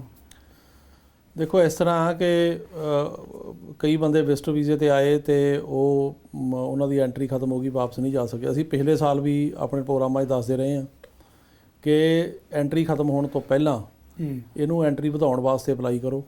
ਉਹ ਜਿਹੜਾ ਫਾਰਮ ਹੈ I-539 ਭਰ ਕੇ ਭੇਜੋ, ਉਹਦੀ ਫੀਸ ਹੁੰਦੀ ਆ ਉਹ ਭੇਜੋ, ਅਤੇ ਉਹਦੇ ਨਾਲ ਫਿਰ ਰਿਟਰਨ ਟਿਕਟ, ਐਫੀਡੇਵਿਟ ਸਪੋਰਟ ਭੇਜੋ ਕਿਸੇ ਦਾ, ਅਤੇ ਉਹ ਫਿਰ ਐਂਟਰੀ 6 ਮਹੀਨੇ ਵੱਧ ਜਾਂਦੀ ਹੈ। ਪਰ ਪ੍ਰੋਬਲਮ ਇਹ ਆ ਵੀ ਸਿਰਫ ਪਹਿਲਾਂ ਅਪਲਾਈ ਕਰਨਾ ਪੈਂਦਾ ਐਂਟਰੀ ਖਤਮ ਹੋਣ ਤੋਂ ਜੀ। ਅਤੇ ਐਂਟਰੀ 6 ਮਹੀਨੇ ਹੀ ਵੱਧਦੀ ਆ, ਉਦੋਂ ਜ਼ਿਆਦਾ ਨਹੀਂ ਵੱਧਦੀ। ਪਰ ਕਈ ਵਾਰੀ ਗੌਰਮੈਂਟ ਜਿਹੜੀ ਆ ਉਹ ਟਾਈਮ ਲਾ ਦਿੰਦੀ ਆ 9 ਮਹੀਨੇ ਦਾ, 10 ਮਹੀਨੇ ਦਾ, ਅਤੇ ਐਂਟਰੀ ਖਤਮ ਹੋ ਜਾਂਦੀ 6 ਮਹੀਨੇ 'ਤੇ ਜੀ। ਉਹ ਫਿਰ ਉਹ ਸਮੱਸਿਆ ਵੀ ਕਈ ਬੰਦਿਆਂ ਦੀ ਐਂਟਰੀ ਵੱਧ ਰਹੀ ਆ, ਪਰ ਉਹ ਹੁਣ ਵਧੀ ਨੂੰ ਵੀ 4 ਮਹੀਨੇ ਓਵਰ ਹੋ ਗਏ। ਜਿਵੇਂ ਕਿਸੇ ਨੇ ਫਾਈਕਰੋ ਲਾਸਟ ਈਅਰ ਮਈ 'ਚ ਅਪਲਾਈ ਕੀਤਾ, ਉਹਦੀ ਐਂਟਰੀ ਖਤਮ ਹੋਣੀ ਸੀ ਜੂਨ 'ਚ, ਅਤੇ ਉਹ ਜੂਨ ਤੋਂ ਜਾ ਕੇ ਦਸੰਬਰ ਤੱਕ ਵੱਧ ਗਈ। ਡਿਸੀਜਨ ਉਹਨੂੰ ਆਇਆ ਹੁਣ ਮਾਰਚ 'ਚ, ਅਤੇ ਉਹ 3 ਮਹੀਨੇ ਓਵਰ ਸਟੇ ਹੋ ਗਿਆ, ਕਿਉਂਕਿ ਜਿਹੜੀ ਐਂਟਰੀ ਤਾਂ ਉਹਨੂੰ ਮਿਲੀ ਦਸੰਬਰ ਤੱਕ, ਤਾਂ 3 ਮਹੀਨੇ ਜਿਹੜੇ ਆ ਤਾਂ ਇਹ ਹੈਗੀ ਆ ਪ੍ਰੋਬਲਮ। ਇਹਦੇ ਵਿੱਚ ਇਹੀ ਆ ਵੀ ਜੇ ਕਿਸੇ ਨੇ ਜਾਣਾ ਤਾਂ ਉਹਨੂੰ ਜਿਹੜਾ ਹੈਗਾ ਫੌਰੀ ਚਲੇ ਜਾਣਾ ਚਾਹੀਦਾ। ਆਉਣ ਵਾਸਤੇ ਇਹ 'ਚ ਪ੍ਰੋਬਲਮ ਆ ਸਕਦੀ ਆ, ਪਰ ਉਦੋਂ ਐਕਸਪਲੇਨ ਕਰ ਲੈਣ ਵੀ ਕੋਵਿਡ ਕਰਕੇ ਨਹੀਂ ਜਾ ਸਕੇ। ਜੀ ਜੀ ਜੀ, ਇਹਦਾ ਇਹੀ ਹਾਲ ਆ ਜੀ। ਠੀਕ ਹੈ। ਅਗਲਾ ਸਵਾਲ ਸਾਡੇ ਦਰਸ਼ਕ ਲਿਖ ਰਿਹਾ ਜੀ ਕਿ ਸਾਡਾ F4 ਕੈਟਾਗਰੀ 'ਚ 2005 'ਚ ਅਪਲਾਈ ਕੀਤਾ ਸੀ, ਸਤੰਬਰ 2019 'ਚ ਡੌਗਸ ਕੁਆਲੀਫਾਈਡ ਹੋ ਗਏ ਸਨ, ਫੀਸ ਵੀ ਭਰ ਦਿੱਤੀ ਗਈ ਆ, ਮੇਰਾ ਵੱਡਾ ਬੱਚਾ 21 ਸਾਲ ਦਾ ਹੋ ਗਿਆ, ਸਾਡੀ ਵਿੰਡੋ ਜਿਹੜੀ ਆ 10 ਮਹੀਨਿਆਂ ਦੀ ਸੀ, ਉਸ ਟਾਈਮ ਦਾ ਕੀ ਸਾਨੂੰ ਕੋਵਿਡ-19 ਦੇ ਚੱਕਰ 'ਚ ਵੇਵਰ ਮਿਲ ਸਕਦਾ? ਅਸੀਂ ਕਿਸ ਨੂੰ ਕੰਟੈਕਟ ਕਰੀਏ? ਕੀ ਅਸੀਂ ਅਟਾਰਨੀ ਦੇ ਥਰੂ ਜਾਈਏ ਜਾਂ ਸਿੱਧਾ ਕਰ ਸਕਦੇ ਹਾਂ? ਹਾਂਜੀ, ਇਹਨਾਂ ਨੂੰ ਚਾਹੀਦਾ ਵੀ ਕੰਟੈਕਟ ਕਰਨ, ਕਿਉਂਕਿ ਅਟਾਰਨੀ ਥਰੂ ਹੁੰਦਾ ਬੈਟਰ ਰੈਪਰੈਜ਼ੈਂਟੇਸ਼ਨ ਹੋ ਜਾਂਦੀ ਆ। ਸੋ ਸਾਡੇ ਨਾਲ ਕੰਟੈਕਟ ਕਰ ਲੈਣ, ਮੈਨੂੰ ਈਮੇਲ ਕਰਨ ਆਪਣੇ ਸਾਰੇ ਪੇਪਰ jpsinghattorney@gmail 'ਤੇ ਜਾਂ ਮੈਨੂੰ ਫੋਨ ਕਰ ਲੈਣ 9179154142 ਅਤੇ ਉੱਤੇ ਮੈਨੂੰ ਟੈਕਸਟ ਕਰ ਲੈਣ, ਆਪਣਾ ਸਾਰਾ ਪੇਪਰ ਈਮੇਲ ਕਰ ਦੇਣ। ਅਤੇ ਇਹਦੇ 'ਚ ਇੱਦਾਂ ਆ ਵੀ ਜਿਹੜਾ ਚਾਈਲਡ ਸਟੇਟਸ ਪ੍ਰੋਟੈਕਸ਼ਨ ਐਕਟ ਹੈਗਾ ਉਹ ਕਵਰ ਕਰਦਾ ਜੀ, ਅਤੇ ਜੇ ਉਹਦੇ ਅੰਡਰ ਕਵਰ ਹੁੰਦਾ ਤਾਂ ਉਹ ਆ ਸਕਦਾ, ਜਿਹੜਾ 21 ਸਾਲ ਦਾ ਹੋਊਗਾ। ਜੇ ਨਹੀਂ ਹੁੰਦਾ ਫਿਰ ਨਹੀਂ ਆ ਸਕਦਾ, ਕਿਉਂਕਿ ਚਾਈਲਡ ਸਟੇਟਸ ਪ੍ਰੋਟੈਕਸ਼ਨ ਐਕਟ ਦੀ ਜਿਹੜੀ ਕਵਰੇਜ ਆ ਉਹ ਜ਼ਰੂਰੀ ਆ ਹੋਣੀ। ਸੋ ਉਹਦੀ ਕੈਲਕੂਲੇਸ਼ਨ ਹੁੰਦੀ, ਉਹਦੇ ਮੁਤਾਬਕ ਦੇਖਣਾ ਪਏਗਾ ਵੀ ਇਹ ਕਵਰ ਹੋਏਗਾ ਕਿ ਨਹੀਂ। ਜੀ ਜੀ। ਅਗਲਾ ਸਵਾਲ ਲਿਖ ਰਿਹਾ ਜੀ, ਮੇਰੀ ਮਦਰ ਦਾ F3 ਕੈਟਾਗਰੀ 'ਚ ਅਪਲਾਈ ਕੀਤਾ ਸੀ, ਕੀ ਮੈਂ ਇੰਟਰਵਿਊ ਤੋਂ ਬਾਅਦ ਇੰਡੀਆ 'ਚ ਮੈਰਿਜ ਕਰਵਾ ਸਕਦਾ ਜਾਂ USA ਤੋਂ ਵਾਪਸ ਆਣ ਕੇ ਕਰਵਾਉਣਾ ਪਊ? ਇਸ ਤਰ੍ਹਾਂ ਰੰਧਾਵਾ ਸਾਹਿਬ, ਪਹਿਲਾਂ ਦੱਸ ਦੀ ਜਿਹੜੀ F3 ਕੈਟਾਗਰੀ ਆ, ਇਹ ਹੈਗੀ ਜਿਹੜੇ US ਸਿਟੀਜ਼ਨ ਪੇਰੈਂਟਸ ਆਪਣੇ ਬੱਚਿਆਂ ਦਾ ਕਰਦੇ ਜਿਹੜੇ ਮੈਰਿਡ ਨੇ ਜਾਂ 21 ਸਾਲ ਤੋਂ ਉੱਪਰ ਅਨਮੈਰਿਡ। ਇਹ ਜਿਹੜੀ ਕੈਟਾਗਰੀ ਆ ਇਹਦੇ ਵਿੱਚ ਜਿਹੜਾ ਮੈਰਿਡ ਬੱਚਿਆਂ ਦੀ ਜਿਹੜੀ ਡੇਟ ਚੱਲ ਰਹੀ ਉਹ ਚੱਲ ਰਹੀ ਆ 22 ਅਗਸਤ 2008 ਜੀ। ਸੋ ਇਹਦੇ ਵਿੱਚ ਬੇਸਿਕਲੀ ਇਹ ਆ ਕਿ ਜੇ ਹੁਣ ਉਹ ਇਹ ਸਵਾਲ ਉਹਦਾ ਇਹ ਹੈਗਾ ਕਿ ਇਹਦੇ ਪੇਰੈਂਟਸ ਦਾ ਜਾਂ ਇਹਨਾਂ ਦਾ ਅਪਲਾਈ ਕੀਤਾ ਇਹਨਾਂ ਦੇ ਪੇਰੈਂਟਸ ਨੇ, ਠੀਕ ਹੈ, ਅਤੇ ਇਹ ਅਨਮੈਰਿਡ ਨੇ ਅਜੇ, ਅਤੇ ਇਹ ਕਹਿ ਰਹੇ ਆ ਕਿ ਜਦੋਂ ਅਸੀਂ ਆਵਾਂਗੇ ਅਤੇ ਇਹ ਵੀਜ਼ੇ 'ਤੇ ਅਮਰੀਕਾ ਆ ਕੇ ਅਤੇ ਆਉਣ ਤੋਂ ਪਹਿਲਾਂ ਵਿਆਹ ਕਰ ਸਕਦੇ ਹਾਂ ਕਿ ਨਹੀਂ, ਜਾਂ ਜਾ ਕੇ ਕਰਨਾ ਪਊਗਾ। ਹੁਣ ਦੋਨਾਂ ਸੂਰਤਾਂ ਦੇ ਵਿੱਚ ਆਪਾਂ ਜਵਾਬ ਦਿੰਦੇ ਹਾਂ। ਜੇ ਤਾਂ ਇਹਦੇ ਮਾਂ ਬਾਪ ਦਾ ਅਪਲਾਈ ਕੀਤਾ ਇਹਨਾਂ ਦੇ ਦਾਦਾ ਦਾਦੀ ਨੇ, ਜੀ ਜਿਵੇਂ ਫਰਜ਼ ਕਰੋ US ਸਿਟੀਜ਼ਨ ਨੇ ਆਪਣੇ ਬੱਚਿਆਂ ਦਾ ਕੀਤਾ ਤੇ ਇਹ ਗਾਂ ਉਹਨਾਂ ਦਾ ਬੱਚਾ, ਜੀ ਓਕੇ, ਤੇ ਜਾਂ ਇਹਦਾ ਸਿੱਧਾ ਹੀ ਕੀਤਾ ਵੀ ਇਹੀ ਬੱਚਾ US ਸਿਟੀਜ਼ਨ ਦਾ ਤੇ ਉਹਨਾਂ ਨੇ ਅਪਲਾਈ ਕਰਤਾ, ਤੇ ਅਨਮੈਰਿਡ ਦੀ ਕੈਟਾਗਰੀ ਦੇ ਵਿੱਚ ਕੀਤਾ ਆ ਤੇ ਇਹਨੂੰ ਅਨਮੈਰਿਡ 'ਚ ਹੀ ਆਉਣਾ ਪੈਣਾ। ਇਹ ਅਨਮੈਰਿਡ 'ਚ ਆ ਕੇ ਤੇ ਇੱਥੋਂ ਗ੍ਰੀਨ ਕਾਰਡ ਲੈ ਕੇ ਫਿਰ ਜਾ ਕੇ ਵਿਆਹ ਕਰਾ ਸਕਦਾ। ਇਹ ਪਹਿਲਾਂ ਕਰਾਏਗਾ ਤਾਂ ਉਹ 'ਚ ਜਿਹੜੀ ਪ੍ਰੋਬਲਮ ਆ ਜਾਏਗੀ। ਓਕੇ। ਤੇ ਜੇ ਤਾਂ ਇਹ ਹੈਗਾ US ਸਿਟੀਜ਼ਨ ਦਾ ਪੋਤਾ, ਠੀਕ ਹੈ ਜੀ, ਫਿਰ ਤਾਂ ਇਹ ਮੈਰਿਡ ਕੈਟਾਗਰੀ 'ਚ ਆ ਹੀ ਨਹੀਂ ਸਕਦਾ। ਇਹ ਸਿਰਫ ਅਨਮੈਰਿਡ ਹੀ ਆ ਸਕਦੇ ਆ, ਤੇ ਜੇ ਅਨਮੈਰਿਡ ਰਹੇਗਾ ਫਿਰ ਹੀ ਆਏਗਾ। ਲੇਕਿਨ ਜੇ ਇਹਦੇ ਪੇਰੈਂਟ ਸਿਟੀਜ਼ਨ ਨੇ, ਠੀਕ ਹੈ ਜੀ, ਹੁਣ ਕਿਸੇ ਦੇ ਪੇਰੈਂਟ ਸਿਟੀਜ਼ਨ ਨੇ, ਉਹਨਾਂ ਨੇ ਮਤਲਬ ਬੱਚੇ ਦਾ ਅਪਲਾਈ ਕੀਤਾ, ਜੇ ਉਹ ਮੈਰਿਡ ਹੋ ਜਾਵੇ, ਨਹੀਂ ਮਦਰ ਦਾ ਅਪਲਾਈ ਕੀਤਾ ਉਹਨਾਂ ਦੇ, ਹਾਂ ਪੇਰੈਂਟ ਨੇ, ਫਿਰ ਮਤਲਬ ਪੋਤਾ ਹੋ ਗਿਆ ਨਾ ਉਹਨਾਂ ਦਾ, ਹਾਂਜੀ ਦੋਤਾ ਹੋ ਗਿਆ, ਹਾਂ ਪੋਤਾ ਜਾਂ ਦੋਤਾ ਹੋ ਗਿਆ ਚਲੋ। ਸੋ ਇਹਦੇ ਬੇਸਿਕਲੀ ਉਹ ਗ੍ਰੈਂਡ ਪੇਰੈਂਟਸ ਨੇ ਜਿਨ੍ਹਾਂ ਨੇ ਕਿ ਆਪਣੀ ਬੇਟੀ ਦਾ ਅਪਲਾਈ ਕੀਤਾ, ਇਹ ਗਾਂ ਉਹਦਾ ਬੇਟਾ, ਜੀ। ਸੋ ਇਹਨੂੰ ਅਨਮੈਰਿਡ ਹੀ ਆਉਣਾ ਪੈਣਾ। ਅਨਮੈਰਿਡ ਆ ਕੇ ਇੱਥੇ ਵਿਆਹ ਕਰਾ ਕੇ ਫਿਰ ਮਤਲਬ ਆ ਕੇ ਫਿਰ ਵਿਆਹ ਕਰਾ ਸਕਦਾ ਇੰਡੀਆ ਜਾ ਕੇ। ਐਜ਼ ਏ ਗ੍ਰੀਨ ਕਾਰਡ ਇਹਨੂੰ ਐਜ਼ ਏ ਅਨਮੈਰਿਡ ਹੀ ਮਿਲੇਗਾ। ਓਕੇ। ਅਗਲਾ ਸਵਾਲ ਸਾਡੇ ਦਰਸ਼ਕ ਲਿਖ ਰਹੇ ਆ ਜੀ ਕਿ ਮੇਰੀ ਵਾਈਫ ਨੇ ਜਦੋਂ ਮੇਰਾ ਅਪਲਾਈ ਕੀਤਾ ਸੀ ਉਸ ਵਕਤ ਉਹ ਗ੍ਰੀਨ ਕਾਰਡ ਸੀ, ਹੁਣ ਉਹ ਸਿਟੀਜ਼ਨ ਹੋ ਗਈ ਆ, ਕੀ ਕੈਟਾਗਰੀ ਚੇਂਜ ਕਰਨ ਨਾਲ ਕੇਸ ਜਲਦੀ ਹੋ ਜਾਏਗਾ? ਦੇਖੋ ਗ੍ਰੀਨ ਕਾਰਡ ਤੇ ਸਿਟੀਜ਼ਨ ਦੋਨਾਂ ਦੀ ਹੁਣ ਡੇਟ ਕਰੰਟ ਹੈ ਇਸ ਟਾਈਮ ਤੇ, ਓਕੇ, ਤੇ ਉਹ 'ਚ ਕੋਈ ਪ੍ਰਾਇੋਰਟੀ ਦਾ, ਜਿਵੇਂ ਹੁਣ ਬਾਈਡਨ ਐਡਮਿਨਿਸਟ੍ਰੇਸ਼ਨ ਨੇ ਪਹਿਲਾਂ ਵਾਅਦਾ ਕੀਤਾ ਸੀ ਵੀ ਅਸੀਂ ਗ੍ਰੀਨ ਕਾਰਡ ਹੋਲਡਰਾਂ ਨੂੰ ਸਿਟੀਜ਼ਨ ਦੇ ਮੁਤਾਬਕ ਹੀ ਜਿਹੜਾ ਕਰੰਟ ਰੱਖਾਂਗੇ। ਸੋ ਦੋਨੇ ਕਰੰਟ ਹੈਗੇ ਆ। ਸੋ ਇਹਦੇ 'ਚ ਇਦਾਂ ਆ ਵੀ ਦੁਬਾਰਾ ਨਹੀਂ ਕਰਨ ਦੀ ਲੋੜ, ਦੁਬਾਰਾ ਕਰਨ ਦੀ ਲੋੜ ਨਹੀਂ ਗੀ ਉਹ, ਲੇਕਿਨ ਅਪਡੇਟ ਹੋ ਜਾਂਦੀ ਹੈ, ਕੈਟਾਗਰੀ ਅਪਡੇਟ ਕਰਾ ਲੈਣੀ ਚਾਹੀਦੀ ਆ। ਉਹਨਾਂ ਨੂੰ ਆਪਣਾ ਸਿਟੀਜ਼ਨਸ਼ਿਪ ਦਾ ਜਿਹੜਾ ਸਰਟੀਫਿਕੇਟ ਨੈਚੁਰਲਾਈਜੇਸ਼ਨ ਉਹਦੀ ਕਾਪੀ ਭੇਜ ਦਿਓ, ਉਹਨੂੰ ਅਪਗ੍ਰੇਡ ਕਰ ਦਿੰਦੇ ਆ। ਜੀ ਜੀ। ਅਗਲਾ ਸਵਾਲ ਦਰਸ਼ਕ ਲਿਖ ਰਹੇ ਆ ਜੀ, F4 ਕੈਟਾਗਰੀ 'ਚ ਇੰਡੀਆ ਤੇ ਪਾਕਿਸਤਾਨ ਦੀ ਕੀ ਜਿਹੜੀ ਸੇਮ ਵੇਟਿੰਗ ਪੀਰੀਅਡ ਹੈ ਜਾਂ ਅਲੱਗ-ਅਲੱਗ ਹੈ? ਇੰਡੀਆ ਦਾ 2005 ਚੱਲਦਾ, ਤੇ ਜਿਹੜਾ ਪਾਕਿਸਤਾਨ ਦਾ ਆ ਇਹ ਆਪਾਂ ਤੁਹਾਨੂੰ ਅਗਲੇ ਪ੍ਰੋਗਰਾਮ 'ਚ ਦੱਸ ਦਾਂਗੇ ਦੇਖ ਕੇ ਵੀ ਕੀ ਚੱਲਦਾ। ਉਹਨਾਂ ਦਾ ਵੱਖਰਾ ਕਹਿਣ ਦਾ, ਉਹਨਾਂ ਦਾ ਵੱਖਰਾ ਜੀ। ਓਕੇ। ਅਗਲਾ ਸਵਾਲ ਸਾਡੇ ਦਰਸ਼ਕ ਲਿਖ ਰਹੇ ਜੀ, ਮੇਰੇ ਫਾਦਰ ਦਾ ਕੇਸ NVC ਵੱਲੋਂ ਅਪਰੂਵ ਹੋ ਗਿਆ ਹੈ, ਉਹਨਾਂ ਕੋਲ ਵਿਜ਼ਟਰ ਵੀਜ਼ਾ ਵੀ ਹੈ, ਕੀ ਉਹ USA ਆਣ ਕੇ ਇੰਟਰਵਿਊ ਦੇ ਸਕਦੇ ਆ? ਜੇ ਵਿਜ਼ਟਰ ਵੀਜ਼ਾ ਹੈਗਾ ਇੱਥੇ ਅਮਰੀਕਾ 'ਚ ਆ ਸਕਦੇ ਆ। ਸੋ ਜੇ ਇਹ ਸਿਟੀਜ਼ਨ ਨੇ, ਇਹਨਾਂ ਨੇ ਆਪਣੇ ਫਾਈਕਰੋ ਫਾਦਰ ਦਾ ਅਪਲਾਈ ਕੀਤਾ, ਜੇ ਉਹ ਅਮਰੀਕਾ ਆ ਕੇ ਜਿਹੜਾ ਹੈਗਾ ਉਹ ਇੱਥੇ ਵਿਜ਼ਟਰ ਵੀਜ਼ੇ ਤੇ ਆ ਸਕਦੇ ਨੇ, ਤਾਂ ਇੱਥੇ ਉਹਨਾਂ ਦੀ ਇਹਨਾਂ ਨੂੰ ਐਡਜਸਟਮੈਂਟ ਆਫ ਸਟੇਟਸ ਅਪਲਾਈ ਕਰਨਾ ਪਊਗਾ। ਉਹ ਕਰਕੇ ਇੱਥੇ ਹੋ ਸਕਦਾ, ਪਰ ਬੈਟਰ ਤਾਂ ਇਹੀ ਆ ਵੀ ਉੱਥੋਂ ਇੰਡੀਆ ਤੋਂ ਲੈ ਕੇ ਆਉਣ। ਪਰ ਹਾਲੇ ਤੇ ਵੈਸੇ ਹੀ ਉਹ ਟੂਰਿਸਟ ਵੀਜ਼ਾ ਜਿਹੜਾ ਅਜੇ ਉਹ ਬੈਨ ਲੱਗਿਆ, ਬੈਟਰ ਆ ਉੱਥੋਂ ਹੀ ਲੈ ਕੇ ਆਉਣ। ਰਾਈਟ। ਅਗਲਾ ਸਵਾਲ ਹੈਗਾ ਜੀ, ਕੀ ਵੈਕਸੀਨ ਜ਼ਰੂਰੀ ਹੈ ਕਿਸੇ ਵੀ ਕੈਟਾਗਰੀ ਲਈ? ਉੱਥੋਂ ਵੈਕਸੀਨ ਲਵਾ ਕੇ ਆਉਣ, ਇਹ ਜ਼ਰੂਰੀ ਕਰਤਾ ਇਮੀਗ੍ਰੇਸ਼ਨ? ਵੈਕਸੀਨ ਹੋ ਸਕਦਾ ਜ਼ਰੂਰੀ ਕਰ ਦੇਣ, ਅਜੇ ਤੱਕ ਤਾਂ ਨਹੀਂ, ਕਿਉਂਕਿ ਪਰ ਇਹ ਹੈਗੀ ਸੰਭਾਵਨਾ, ਕਿਉਂਕਿ ਜਦੋਂ ਮੈਡੀਕਲ ਹੁੰਦਾ ਉਹਦੇ 'ਚ ਹੋ ਸਕਦਾ ਐਡ ਕਰ ਦੇਣ ਵੀ ਇਹ ਵੈਕਸੀਨੇਸ਼ਨ ਹੋਣੀ ਜ਼ਰੂਰੀ ਆ। ਤੇ ਪਰ ਬੈਟਰ ਆ ਜੇ ਲਵਾ ਲੈਣ, ਉਹਦਾ ਫਾਇਦਾ ਹੀ ਆ, ਕਿਉਂਕਿ ਇੱਕ ਤਾਂ ਜਿਹੜੀ ਵੈਕਸੀਨੇਸ਼ਨ ਦੀ ਵੈਸੇ ਪ੍ਰੋਟੈਕਸ਼ਨ ਆ ਤੁਹਾਨੂੰ ਆਪਣੀ ਜਾਨ ਨੂੰ ਹੀ, ਆਪਣੇ ਵਾਸਤੇ ਹੀ ਫਾਇਦੇਮੰਦ ਆ ਵੀ ਜਾਨ ਬਚ ਜੂਗੀ। ਦੂਜਾ ਇਹ ਆ ਕਿ ਜੇ ਕਿਤੇ ਵੀ ਤੁਸੀਂ ਹੁਣ ਬਾਹਰ ਫਲਾਈ ਕਰਨਾ, ਤਾਂ ਸਾਰੇ ਮੁਲਕ ਹੌਲੀ ਹੌਲੀ ਜਦੋਂ ਹੁਣ ਵੈਕਸੀਨੇਟ ਹੋ ਰਹੇ ਨੇ ਤਾਂ ਉਹ ਇਹ ਲਾਜ਼ਮੀ ਕਰਨਗੇ ਕਿ ਜਿਹੜਾ ਵੈਕਸੀਨੇਟਡ ਬੰਦਾ ਉਹੀ ਆ ਸਕਦਾ। ਸੋ ਹੁਣ ਜਿਵੇਂ ਅਮਰੀਕਾ ਨੇ ਦੇਖ ਲਓ ਕਹਿਤਾ ਵੀ ਜਿਹੜੇ ਵੈਕਸੀਨੇਟਡ ਬੰਦੇ ਨੇ ਉਹਨੂੰ ਮਾਸਕ ਪਾਉਣ ਦੀ ਲੋੜ ਨਹੀਂ, ਤੇ ਜੇ ਜਿਹੜੇ ਵੈਕਸੀਨੇਟਡ ਬੰਦੇ ਨੇ ਉਹ ਫੈਡਰਲ ਬਿਲਡਿੰਗਾਂ ਜਾ ਸਕਦੇ ਬਿਨਾਂ ਮਾਸਕ ਤੋਂ। ਇਹਦਾ ਮਤਲਬ ਜਿਹਨਾਂ ਨੂੰ ਕਾਰਡ ਦਿੰਦੇ ਨੇ ਉਹ ਦਿਖਾ ਕੇ ਜਾ ਸਕਦੇ ਆ। ਸੋ ਇਸ ਤਰ੍ਹਾਂ ਹੀ ਕਰਾ ਲੈਣ ਤਾਂ ਬੈਟਰ। ਅਗਲਾ ਸਵਾਲ ਸਾਡੇ ਦਰਸ਼ਕ ਲਿਖ ਰਹੇ ਆ ਜੀ ਕਿ ਬੱਚਾ ਉਹਨਾਂ ਦਾ US ਦਾ ਬੋਰਨ ਹੈ, ਮਾਂ ਕੋਲ ਵਿਜ਼ਟਰ ਵੀਜ਼ਾ ਹੈ, ਕੀ ਮਾਂ USA ਰਹਿ ਸਕਦੀ ਹੈ? ਨਹੀਂ, ਬੱਚੇ ਕਰਕੇ ਨਹੀਂ ਜੀ ਰਹਿ ਸਕਦੀ। ਜਿਹੜਾ ਬੱਚਾ US ਦਾ ਬੋਰਨ ਆ US ਸਿਟੀਜ਼ਨ ਬਣ ਜਾਂਦਾ ਤੇ ਉਹ 21 ਸਾਲ ਦਾ ਹੋ ਕੇ ਮਾਂ-ਬਾਪ ਦਾ ਅਪਲਾਈ ਕਰ ਸਕਦਾ। ਉਸ ਤੋਂ ਪਹਿਲਾਂ ਮਾਂ-ਬਾਪ ਦਾ ਇੱਥੇ ਰਹਿਣ ਦਾ ਕੋਈ ਪ੍ਰੋਵੀਜ਼ਨ ਨਹੀਂ ਹੈਗਾ ਵੀ ਬੱਚੇ ਕਰਕੇ ਮਾਂ-ਬਾਪ ਨੂੰ ਗ੍ਰੀਨ ਕਾਰਡ ਮਿਲ ਜੂਗਾ, ਰਹਿਣ ਦੀ ਪਰਮਿਸ਼ਨ ਮਿਲ ਜੂਗਾ, ਇਹੋ ਜਿਹੀ ਕੋਈ ਗੱਲ ਨਹੀਂ ਹੈਗੀ ਜੀ। ਅਗਲਾ ਸਵਾਲ ਹੈਗਾ ਜੀ, U ਵੀਜ਼ਾ ਕੀ ਹੁੰਦਾ? U ਵੀਜ਼ਾ ਬੇਸਿਕਲੀ ਰੋਬਰੀ ਨਾਲ ਰਿਲੇਟਡ ਵੀਜ਼ਾ ਆ। ਉਹਦਾ ਮਤਲਬ ਹੁੰਦਾ ਵੀ ਜਾਂ ਵਾਇਲੈਂਸ ਨਾਲ, ਵੀ ਜੇ ਕੋਈ ਬੰਦਾ ਕ੍ਰਾਈਮ ਦਾ ਵਿਕਟਮ ਹੈ, ਜਿਸ ਤਰ੍ਹਾਂ ਕੋਈ ਕੰਮ ਕਰ ਰਿਹਾ ਉੱਥੇ ਕੋਈ ਰੋਬਰੀ ਕਰਨ ਆ ਗਿਆ, ਜਾਂ ਉੱਦਾਂ ਹੀ ਕਿਸੇ ਨੇ ਅਟੈਕ ਕਰਤਾ ਕਿਸੇ ਤੇ ਉਹ ਬੜਾ ਜਾਨਲੇਵਾ ਹਮਲਾ ਸੀ ਤੇ ਉਹ ਬੰਦੇ ਨੂੰ ਉਹਦਾ ਨੁਕਸਾਨ ਵੀ ਹੋਇਆ, ਜਿੱਦਾਂ ਕੋਈ ਮਤਲਬ ਸੱਟ ਫੇਟ ਲੱਗੀ ਜਾਂ ਗੋਲੀ ਲੱਗ ਗਈ, ਜਾਂ ਉਹਨੂੰ ਕੋਈ ਮੈਂਟਲੀ ਬਹੁਤ ਜ਼ਿਆਦਾ ਡਰ ਪੈਦਾ ਹੋ ਗਿਆ ਮਨ, ਜਾਂ ਕੁਝ ਵੀ ਹੋ ਗਿਆ ਤੇ ਉਹਨੂੰ ਡਾਕਟਰ ਦੇ ਜਾਣਾ ਪਿਆ।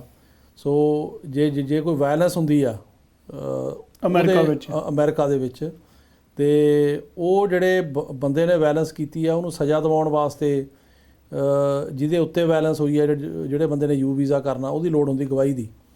ਤੇ ਜੇ ਉਹ ਗਵਾਹੀ ਦੇਣ ਨੂੰ ਤਿਆਰ ਆ, ਉਹ 'ਚ ਪੂਰਾ ਹੈਲਪ ਕਰਨ ਨੂੰ ਤਿਆਰ ਆ ਪ੍ਰੋਸੀਕਿਊਸ਼ਨ 'ਚ, ਤਾਂ ਫਿਰ ਜਿਹੜੀ ਲਾਅ ਇਨਫੋਰਸਮੈਂਟ ਏਜੰਸੀ ਹੈ, ਪੁਲਿਸ ਹੈ, ਉਹ ਮਤਲਬ ਸਰਟੀਫਾਈ ਕਰ ਦਿੰਦੇ ਆ ਵੀ ਇਹ ਵੀ ਸਾਨੂੰ ਬਹੁਤ ਇਹਦੀ ਲੋੜ ਆ। ਉਹਦੇ ਕਰਕੇ ਫਿਰ ਉਹ ਯੂ ਵੀਜ਼ਾ ਅਪਲਾਈ ਹੋ ਜਾਂਦਾ, ਉਹ ਮਿਲ ਜਾਂਦਾ। ਟਾਈਮ ਬਹੁਤ ਲੱਗਦਾ, ਲੰਬਾ ਪ੍ਰੋਸੀਜਰ ਆ, 5-6 ਸਾਲ ਦਾ ਪ੍ਰੋਸੀਜਰ ਆ, ਲੇਕਿਨ ਉਸ ਤੋਂ ਬਾਅਦ ਇਹ ਆ ਵੀ ਜੇ ਸਾਰਾ ਅਪਰੂਵ ਹੋ ਜਾਏ ਗ੍ਰੀਨ ਕਾਰਡ ਉੱਤੇ ਮਿਲ ਜਾਂਦਾ। ਜੇ ਡੈਪੂਟੇਸ਼ਨ ਲੱਗੀ ਹੋਵੇ ਤਾਂ ਵੀ ਟੁੱਟ ਜਾਂਦੀ ਹੈ। ਓਕੇ, ਅਗਲਾ ਹੈਗਾ ਜੀ ਵੀਜ਼ਾ ਬੁਲੇਟਿਨ ਵਿੱਚ ਪ੍ਰਾਇੋਰਟੀ ਡੇਟਸ ਦੇ 2 ਚਾਰਟ ਆਉਂਦੇ ਆ, ਉਹਨਾਂ ਬਾਰੇ ਥੋੜਾ ਜਿਹਾ ਐਕਸਪਲੇਨੇਸ਼ਨ ਚਾਹੁੰਦੇ ਹੋ? ਜਿਹੜਾ ਦਾ ਪਹਿਲਾ ਚਾਰਟ ਆ ਜਿਹਦਾ ਨਾਂ ਹੈਗਾ final action dates for family sponsored preference cases, ਉਹ ਤਾਂ ਹੈਗਾ ਵੀ ਕਿਹੜਾ ਉੱਥੇ ਚੱਲ ਰਿਹਾ, ਕਿਹੜੀ ਡੇਟ ਤੇ ਇੰਟਰਵਿਊਜ਼ ਹੋ ਰਹੀਆਂ ਨੇ। ਜਿਵੇਂ F4 ਕੈਟਾਗਰੀ ਚੱਲ ਰਿਹਾ 5 ਅਪ੍ਰੈਲ 2015, F3 ਚੱਲ ਰਿਹਾ ਅਗਸਤ 8 2022, F2B ਚੱਲ ਰਿਹਾ 15 ਅਗਸਤ 2015, ਇਸ ਤਰ੍ਹਾਂ। ਤੇ ਲੇਕਿਨ ਜਿਹੜਾ ਦੂਜਾ ਚਾਰਟ ਆ ਉਹ ਇਹ ਆ ਵੀ ਜਦੋਂ ਅਜੇ ਇੰਟਰਵਿਊ ਨਹੀਂ ਆਈਆਂ ਪਰ ਜਿਨ੍ਹਾਂ ਦੇ ਪੇਪਰ ਮੰਗ ਰਹੇ ਆ, ਉਹ ਜਿੱਦਾਂ ਜਿਹੜਾ NVC ਦੇ ਕੋਲ ਆਪਾਂ ਪਾਸਪੋਰਟ ਦੇ ਜਿਹੜੇ ਹੁੰਦੇ documents, police report, passport clearance report, ਉਹ ਸਾਰੇ ਜਮ੍ਹਾਂ ਕਰਾਉਣੇ, ਐਫੀਡੇਵਿਟ ਆਫ ਸਪੋਰਟ ਜਮ੍ਹਾਂ ਕਰਾਉਣੇ, ਟੈਕਸ ਦੇ ਪੇਪਰ ਜਮ੍ਹਾਂ ਕਰਾਉਣੇ, ਸਾਰੇ ਉਹ 4-5 ਮਹੀਨੇ 6 ਮਹੀਨੇ ਪਹਿਲਾਂ ਮੰਗਦੇ ਆ। ਉਹ ਜਿਹੜੀਆਂ ਡੇਟਾਂ ਨੇ ਉਹ ਹੈਗੀਆਂ F4 ਚੱਲ ਰਹੀ ਹੈ ਦਸੰਬਰ 2005, F3 ਚੱਲ ਰਹੀ ਆ ਜੂਨ 22 2009, F2B ਚੱਲ ਰਹੀ ਆ 22 ਜੂਨ 2016, F2A ਚ 1 ਅਪ੍ਰੈਲ 2021 ਤੇ F1 ਚ ਹੈਗੀ ਆ 1 ਅਕਤੂਬਰ 2015। ਇਹ ਡੇਟਾਂ ਤੇ ਵੀਜ਼ਾ ਨਹੀਂ ਮਿਲ ਰਿਹਾ, ਇੰਟਰਵਿਊਜ਼ ਨਹੀਂ ਹੋ ਰਹੀਆਂ, ਲੇਕਿਨ ਇਹਨਾਂ ਤੇ ਜਿਹੜੇ ਪੇਪਰ ਹੈਗੇ ਆ ਉਹ ਮੰਗ ਰਹੇ ਆ NVC ਵਾਲੇ ਵੀ ਡਾਕੂਮੈਂਟੇਸ਼ਨ ਮੰਗ ਰਹੇ ਆ, ਉਹ ਡਾਕੂਮੈਂਟੇਸ਼ਨ ਜਮ੍ਹਾਂ ਕਰਾਉਣੀ ਪੈਂਦੀ। ਓਕੇ, ਅਗਲੇ ਦਰਸ਼ਕ ਸਾਡੇ ਲਿਖ ਰਹੇ ਜੀ ਕਿ ਮੈਂ R1 ਵੀਜ਼ਾ ਤੇ USA ਰਹਿ ਰਿਹਾ, 360 ਕਿੰਨੀ ਦੇਰ ਬਾਅਦ ਅਪਲਾਈ ਕਰ ਸਕਦੇ ਆ? 2 ਸਾਲਾਂ ਬਾਅਦ। ਜਿਹੜਾ R1 ਦੇ ਉੱਤੇ ਹੁੰਦਾ, ਜੇ ਉਹ 2 ਸਾਲ ਤੇ R1 ਤੇ ਕੰਮ ਕਰ ਲਵੇ ਤੇ ਤਨਖਾਹ ਤੇ ਕੰਮ ਕਰੇ ਤੇ ਸਾਰੇ ਕਾਗਜ਼ ਪੱਤਰ ਜਿਹੜੇ ਹੈਗੇ ਆ ਉਹ ਜਿਹੜਾ ਮਤਲਬ ਗੁਰਦੁਆਰਾ ਸਾਹਿਬ ਹੈ ਜਾਂ ਰਿਲੀਜੀਅਸ ਇੰਸਟੀਟਿਊਸ਼ਨ ਉਹਦੇ ਪੂਰੇ ਹੋਣ ਤੇ ਫਿਰ ਉਹ 2 ਸਾਲਾਂ ਬਾਅਦ ਉੱਤੇ ਜਿਹੜਾ ਗ੍ਰੀਨ ਕਾਰਡ ਕਰ ਸਕਦਾ, I-360 ਪਟੀਸ਼ਨ ਕਰ ਸਕਦਾ। ਓਕੇ, ਅਗਲਾ ਸਵਾਲ ਸਾਡੇ ਦਰਸ਼ਕ ਲਿਖ ਰਿਹਾ ਜੀ ਮੇਰਾ K1 ਵੀਜ਼ਾ ਇੰਡੀਆ ਤੋਂ ਅਪਰੂਵ ਹੋਇਆ, ਕੀ ਮੈਂ ਟਰੈਵਲ ਕਰ ਸਕਦਾ?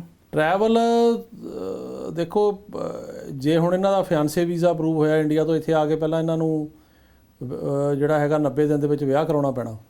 ਵਿਆਹ ਕਰਾ ਕੇ ਉਹਦੇ ਵਿੱਚ ਫਿਰ ਜਦੋਂ ਆਪਾਂ 485 ਲਾਉਂਦੇ ਆ ਉਹਦੇ 'ਚ ਜਿਹੜਾ ਵਰਕ ਪਰਮਿਟ ਤੇ ਰੀ ਐਂਟਰੀ ਪਰਮਿਟ ਜਿਹੜੀ ਹੁੰਦੀ ਆ ਟਰੈਵਲਿੰਗ ਵਾਸਤੇ ਪਰਮਿਸ਼ਨ ਅਪਲਾਈ ਵਿੱਚੇ ਹੋ ਜਾਂਦੀ ਆ, ਤੇ ਜੇ ਉਹ ਗ੍ਰਾਂਟ ਹੋ ਜਾਵੇ, ਰੀ ਐਂਟਰੀ ਪਰਮਿਟ ਮਿਲ ਜਾਵੇ ਤਾਂ ਫਿਰ ਇਹ ਟਰੈਵਲ ਕਰ ਸਕਦੇ, ਉੱਦਾਂ ਹੀ ਨਹੀਂ ਕਰ ਸਕਦੇ ਆਪਣੇ ਆਪ। ਜੀ ਜੀ ਜੀ। ਅਗਲਾ ਸਵਾਲ ਹੈਗਾ ਜੀ F4 ਵੀਜ਼ਾ ਲਈ ਕਿਸ ਡਾਕੂਮੈਂਟ ਦੀ ਲੋੜ ਪੈਂਦੀ ਹੈ ਜਿਹੜੇ ਅਗਲੇ ਨੇ ਸਬਮਿਟ ਕਰਨੇ ਹੁੰਦੇ? F4 ਵਾਸਤੇ ਤਾਂ ਮੇਨਲੀ ਇੱਕ ਤਾਂ ਤੁਹਾਡੇ ਆਪਣੇ ਡਾਕੂਮੈਂਟ ਚਾਹੀਦੇ ਹੁੰਦੇ, ਜਿਵੇਂ ਪੁਲਿਸ ਕਲੀਅਰੈਂਸ ਹੋ ਗਈ, ਪਾਸਪੋਰਟ ਕਲੀਅਰੈਂਸ ਹੋ ਗਈ, ਫਿਰ ਤੁਹਾਡੇ ਜਿਹੜੀਆਂ ਫੋਟੋਆਂ ਹੋ ਗਈਆਂ, ਮੈਰਿਜ ਸਰਟੀਫਿਕੇਟ ਹੋ ਗਏ, ਬਰਥ ਸਰਟੀਫਿਕੇਟ ਹੋ ਗਏ, ਪਾਸਪੋਰਟ ਦੇ ਪੇਜਾਂ ਦੀ ਕਾਪੀ ਹੋ ਗਈ, ਇਹ ਸਾਰਾ ਕੁਝ।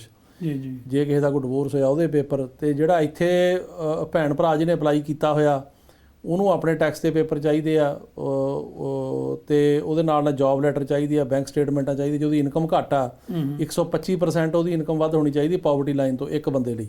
ਓਕੇ, ਉੱਥੋਂ ਹਿਸਾਬ ਲਾ ਲਓ, ਜ਼ਿਆਦਾ ਬੰਦੇ ਚਾਹੀਦੇ ਤਾਂ ਉਨੀ ਜ਼ਿਆਦਾ ਇਨਕਮ ਚਾਹੀਦੀ ਹੈ। ਤੇ ਜੇ ਇਨਕਮ ਉਹਦੀ ਥੋੜ੍ਹੀ ਆ ਤਾਂ ਫਿਰ ਕਿਸੇ ਹੋਰ ਦੇ ਨਾਲ affidavit of support the joint sponsor ਦੇ ਪੇਪਰ ਚਾਹੀਦੇ ਆ, ਉਹਦੇ ਵੀ ਟੈਕਸ ਦੇ ਪੇਪਰ ਚਾਹੀਦੇ, ਬੈਂਕ ਸਟੇਟਮੈਂਟਾਂ ਚਾਹੀਦੀਆਂ, ਤੇ ਉਹਦੇ ਨਾਲ ਜੌਬ ਲੈਟਰ ਚਾਹੀਦਾ।